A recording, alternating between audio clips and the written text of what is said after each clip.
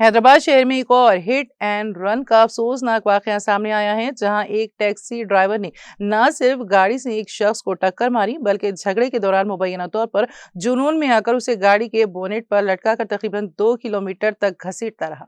ये वाकया Meerpet police station के हुदूद में पेश आया। शेख जिलानी और उनके बेटे फैसल मोटरसाइकिल पर गायत्री नगर से एलबी नगर जा रहे थे कि एक कार ने उन्हें पीछे से टक्कर मार दी। इसके बाद दोनों के दरमियान तल्ख कलामी हुई, जो झगड़े में तब्दील हो गई।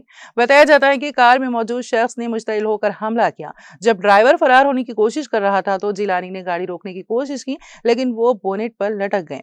इसके बावजूद ड्राइवर ने गाड़ी नहीं रोकी और उन्हें तकरीबन 2 किलोमीटर तक घसीटता रहा।